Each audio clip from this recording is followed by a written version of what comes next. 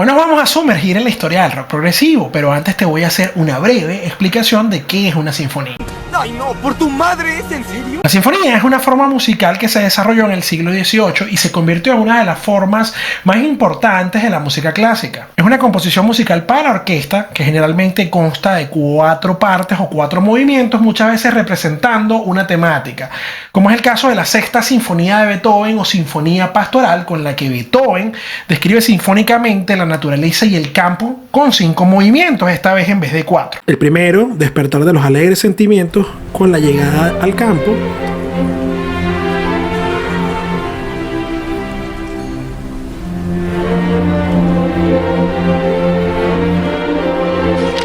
El segundo, escena junto al arroyo.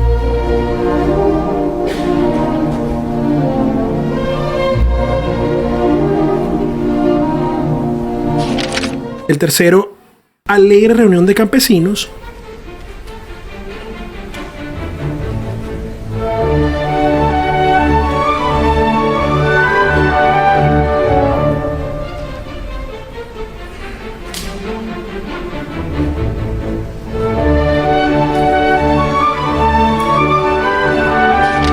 El cuarto, relámpagos y tormenta.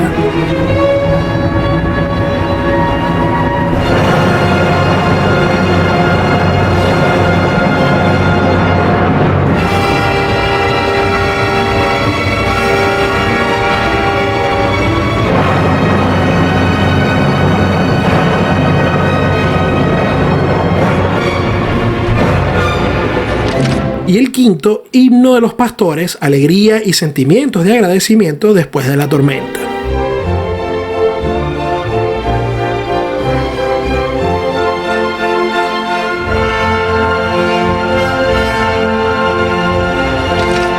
Ya teniendo esto claro, ahora sí vamos a iniciar con este especial de rock progresivo haciendo nuestra propia sinfonía de videos. Es decir, esto será una serie de 5 videos compuestos por: primer movimiento, apertura, orígenes del género. Segundo movimiento, Allegro, esplendor, prog rock británico.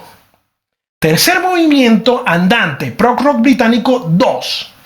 Cuarto movimiento, prog rock alrededor del mundo. Quinto movimiento, Allegretto, declive y renacimiento. Hola, mi nombre es Néstor Moya, hoy hablaremos de rock progresivo y esto es Hablemos Música.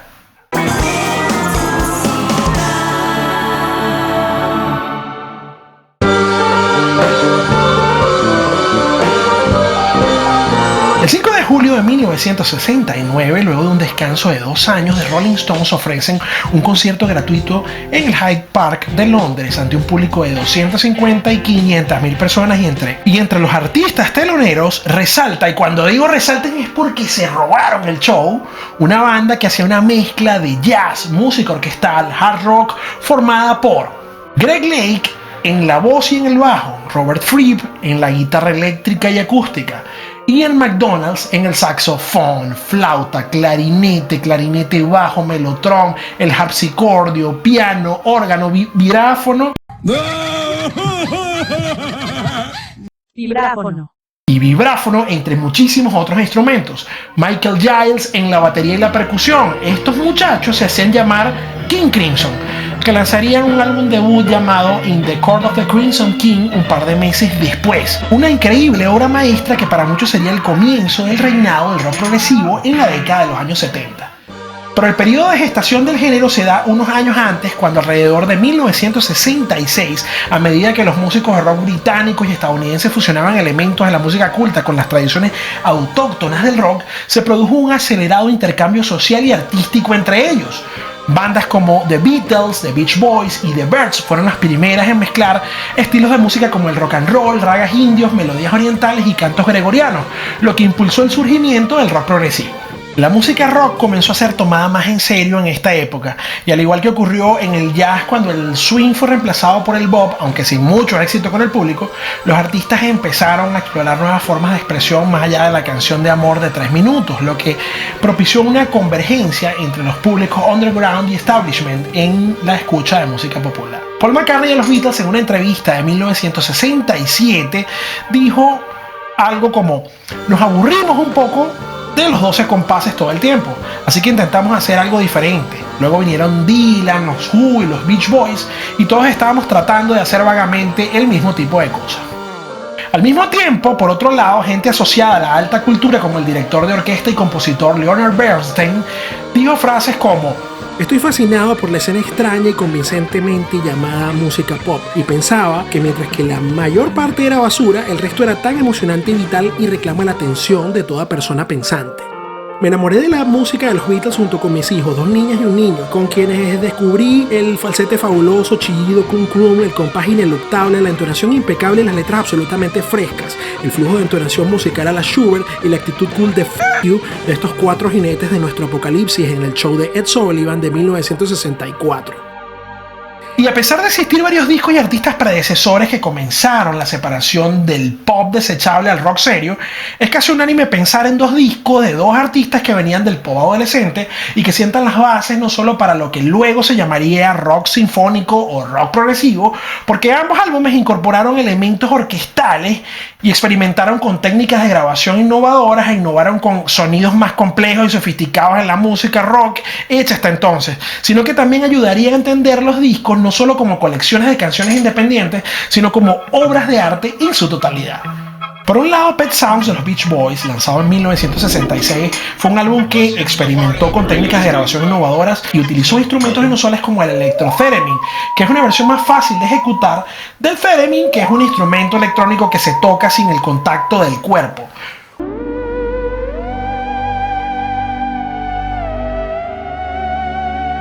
O instrumentación prácticamente de toda una orquesta, como se puede escuchar en la canción God Only Knows, que cuenta con una sección de cuerdas completa.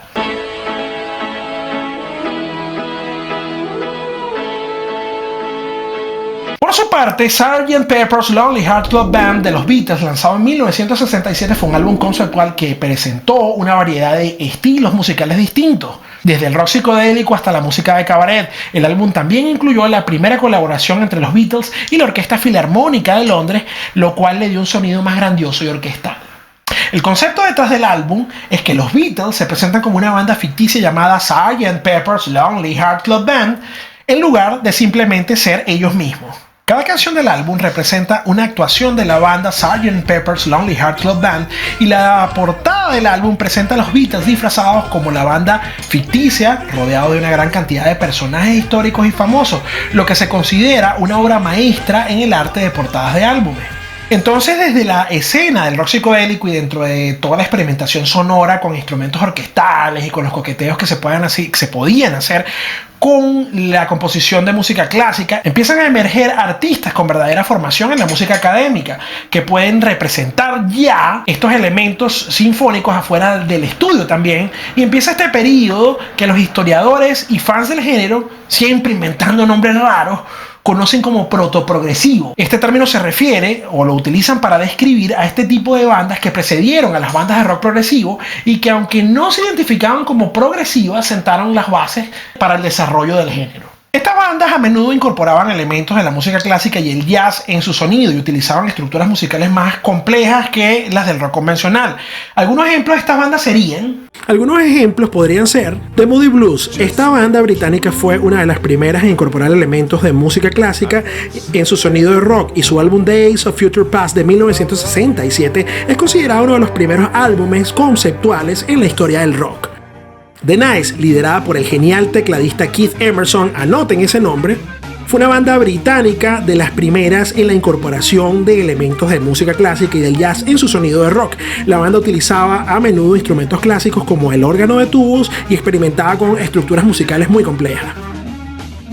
Pink Floyd.